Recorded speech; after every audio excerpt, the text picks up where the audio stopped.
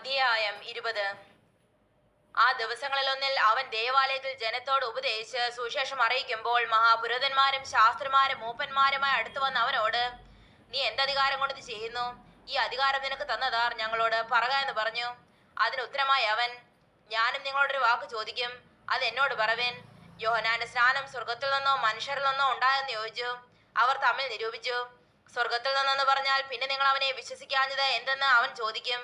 മനുഷ്യരിൽ നിന്ന് എന്ന് പറഞ്ഞാലോ ജനമൊക്കെയും യോഹന്നാനൊരു പ്രവാചകൻ എന്ന് ഉറച്ചിരിക്കൊണ്ട് നമ്മെ കല്ലെറിയുമെന്ന് പറഞ്ഞിട്ട്, എവിടെ നിന്നോ ഞങ്ങൾ അറിയുന്നില്ല എന്ന് ഉത്തരം പറഞ്ഞു.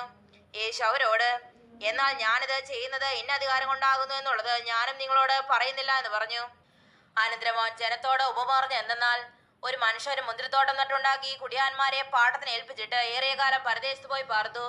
സമയമായപ്പോൾ കുടിയാന്മാരോട് തോട്ടത്തിന്റെ അനുഭവം വാങ്ങേണ്ടതിന് അവരടുക്കൽ ഒരു ദാസിനെ അയച്ചു. അവനെ കുടിയാന്മാർ തള്ളി വെറുതെ അയച്ചു കളഞ്ഞു.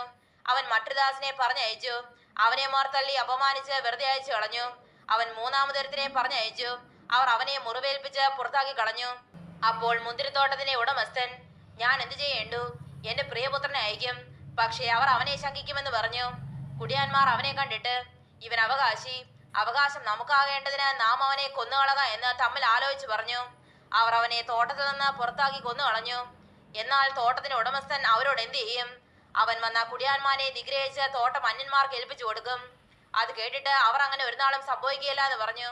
അവനോ അവരെ നോക്കി, എന്നാൽ വീട് പണിയുന്നവർ തള്ളിക്കളഞ്ഞ കല്ല് മൂലക്കല്ലായി തീർന്നു എന്ന് എഴുതിയിരിക്കുന്ന എന്ത്? ആ കല്ലിന്മേൽ വീഴുന്ന ഏവനും തകർന്നു പോകും. അത് ആരുടെ മേലെങ്കിലും വീണാൽ അവനെ ധൂളിപ്പിക്കുമെന്ന് പറഞ്ഞു. ഈ ഉപമ തങ്ങളെക്കുറിച്ച് പറഞ്ഞു എന്ന് ശാസ്ത്രിമാരും മഹാപുരോഹിതന്മാരും ഗ്രഹിച്ചിട്ട് ആ നാഴികയിൽ തന്നെ അവന്റെ മേൽ കൈവെപ്പാൻ നോക്കിയെങ്കിലും ജനത്തെ ഭയപ്പെട്ടു. പിന്നെ അവർ അവനെ നാടുവാഴിയുടെ അധീനതയിലും അധികാരത്തിലും ഏൽപ്പിപ്പാൻ തക്കവണ്ണം അവനെ വാക്കിൽ പിടിക്കേണ്ടതിന് തക്കം നോക്കി നീതിമാന്മാർ എന്ന് നടിക്കുന്ന ഒറ്റുകാരെ അയച്ചു. അവർ അവനോട്, ഗുരു, നീ നേർ പറഞ്ഞ് ഉപദേശിക്കുകയും മോപക്ഷം നോക്കാതെ ദൈവത്തിന്റെ വഴി യഥാർത്ഥമായി പഠിപ്പിക്കുകയും ചെയ്യുന്നു എന്ന് ഞങ്ങൾ അറിയുന്നു. നാം കൈസർക്ക് കരം കൊടുക്കുന്നത് വിഹിതമോ അല്ലയോ എന്ന് ചോദിച്ചു. അവരുടെ ഉപായം ഗ്രഹിച്ചിട്ട് അവൻ അവരോട്, ഒരു വെള്ളിക്കാശ് കാണിപ്പിൻ. അതിലുള്ള സ്വരൂപവും മേലെഴുത്തും ആരുടേതെന്ന് ചോദിച്ചതിന് കൈസറുടേതെന്ന് അവർ പറഞ്ഞു. എന്നാൽ കൈസർക്കുള്ളത് കൈസർക്കും ദൈവത്തിനുള്ളത് ദൈവത്തിനും കൊടുപ്പീൻ എന്ന് അവൻ അവരോട് പറഞ്ഞു. അങ്ങനെ അവർ ജനത്തിന്റെ മുൻപിൽ വെച്ച് അവനെ വാക്കിൽ പിടിപ്പാൻ കഴിയാതെ അവന്റെ ഉത്തരത്തിൽ ആശ്ചര്യപ്പെട്ട് മിണ്ടാതിരുന്നു.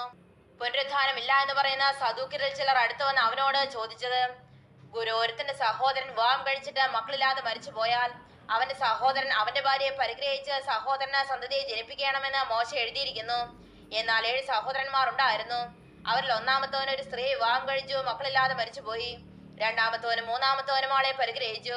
അവണ്ണം 7 പേരും ചെയ്തു, മക്കളില്ലാതെ മരിച്ചുപോയി. ഒടുവിൽ സ്ത്രീയും മരിച്ചു. എന്നാൽ പുനരുത്ഥാനത്തിൽ അവൾ അവരിൽ ഏവന് ഭാര്യയാകും. 7 പേർക്കും ഭാര്യ ആയിരുന്നുവല്ലോ.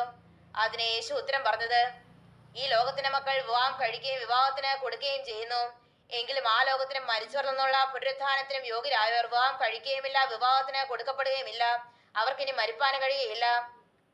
അവർ പുനരുത്ഥാന പുത്രന്മാരാകിയാൽ ദൈവദൂതതുല്യരും ദൈവപുത്രന്മാരുമാകുന്നു.